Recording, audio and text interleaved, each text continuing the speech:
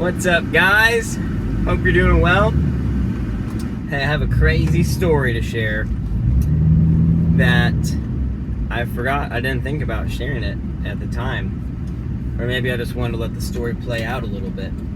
But get this, guys. Kind of a cool way that God has used me and some other people.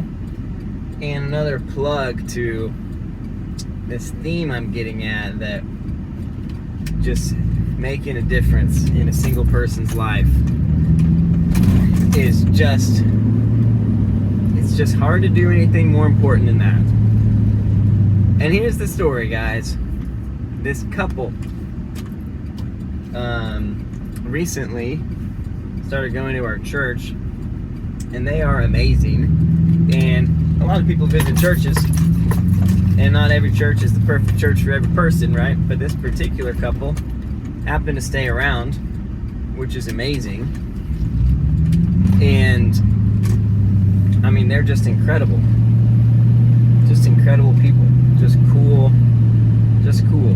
Backgrounds, stories, things God's done in their life, in their heart, things He's teaching them. They recently, they're a young married couple. They recently started fostering, so they took in 3 junior high aged or late elementary school age siblings, and it's their first foster experience. Just so bold and courageous, and just wanting to share the love of God with people.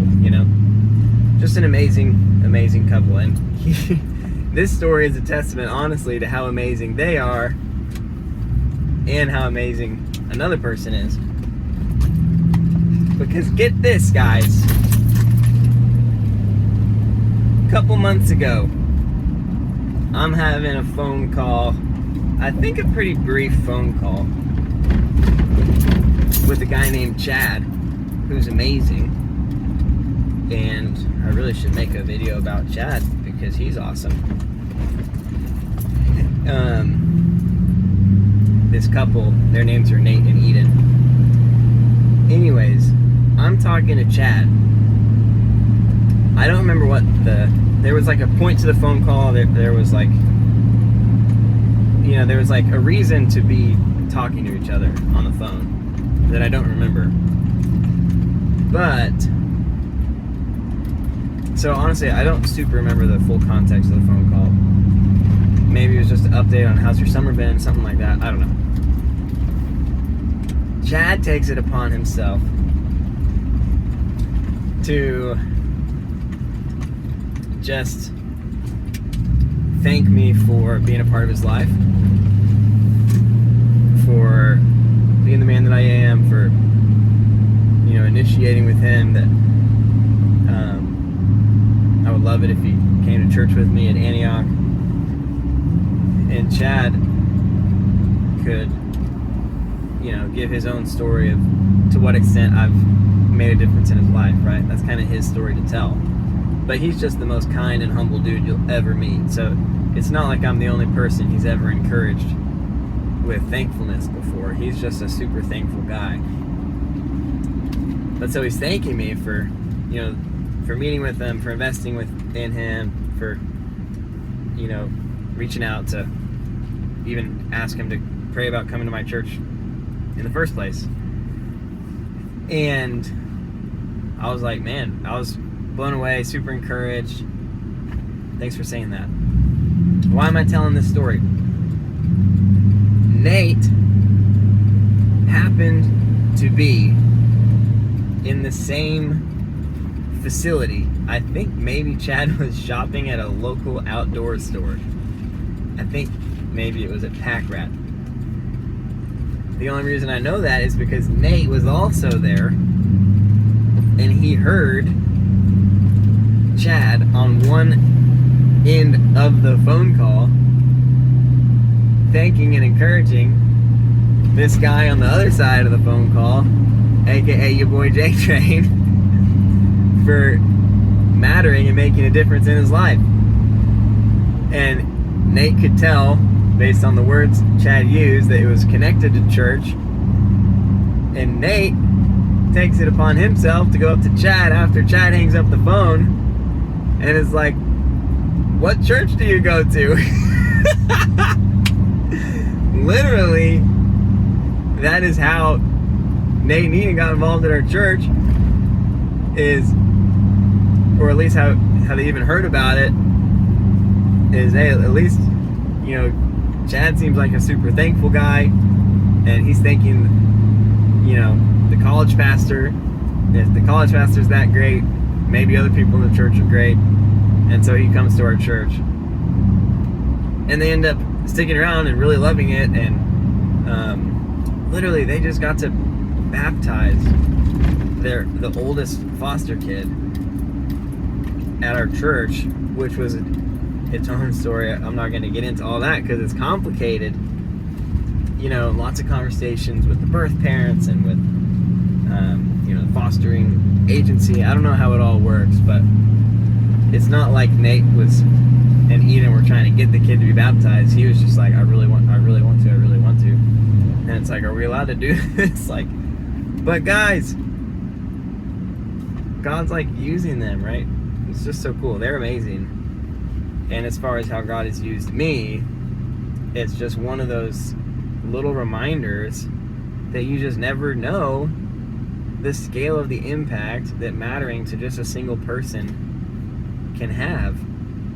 I didn't invite Nate and Eden to our church. You know, I didn't share the gospel with them. I didn't see them in the middle of a crowd and just help them feel so known and loved. And, you know, like, I didn't do anything other than I was willing and faithful to consistently meet up with Chad, to care about Chad, to ask him how I can pray for him, to go to church with him. He was going to another church before he came to our church, but I just knew who he was, so we were kind of loosely friends. And then once he started going to our church, obviously got to get a lot closer, and he just appreciated that so much that he's encouraged me on the phone to the point where someone else is like, I want to go to that guy's church. Guys, that's just crazy. I don't know if that's crazy to you. I mean, you know, it's probably not. I mean, it's just, you know, I guess it's not like that wild, you know, not that supernatural type of crazy. It's kind of like, well, other people read Google reviews like this. That was certainly a stronger endorsement than a Google review. I might as well check out the church. So I get it. Maybe it's not that crazy. But the point that I'm trying to drive home is the encouragement of mattering to someone, the encouragement of caring for someone, investing in someone. And you just don't know how God's going to use it. And, you know, like, you just don't know. There's no other way to write the story, right? Nate and Eden, of course, would still be amazing if they went to another church. For sure. But would they have started fostering so soon? Would they have felt peace about, you know, taking on 3 older kids if they didn't have the support of our family life group and they weren't, you know, involved in our church? If they were going to a different church, would they have felt the same level of community access? I don't know. And there's no way to know. There's no right answer. And then the baptism, like, okay, we're announcing we're having a baptism service, and the oldest son, or, you know, the oldest foster kid, like, they got baptized, like, has just really been moved and stirred by our church. And, you know, he sits in on the service, engages in worship. He's, you know, putting out his hands and stuff, which is stuff he's never really done before. He's so new to learning about God. Would he have felt the desire to commit his life to Jesus and be baptized if they were going to another church? I don't know. Again, there's no right answer, and it's not the end of the story by any means. Like, we'll see all the things that, how Chad and Nate and Eden and all the just cool fruit from their life and choices, and there's no way to know how much of that is specifically tied to X, Y, or Z decision, but to get to even be a little piece of the story is such a cool feeling, particularly when it's beyond your own capacity. Like it's the vision for discipleship, right? Like I didn't have access to them. I didn't meet them. I didn't talk to them. Like I just mattered to one person who then mattered to another person. And then those people are mattering to another person. Are y'all seeing this? And then those people are going to keep mattering to more people, and then more people. Ah!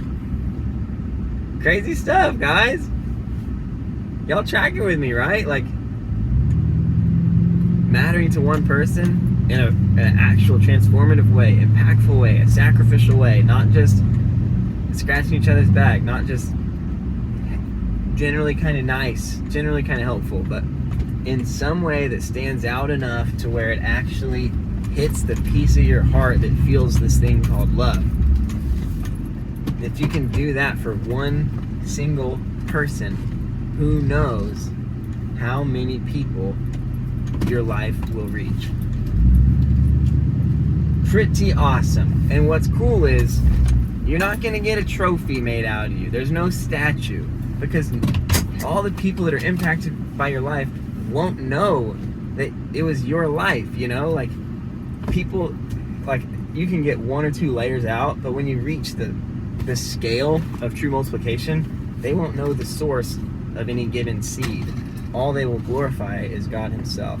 And that, my friends, is the best testimony of all. That's all I got for y'all today. Life is worship. God is love.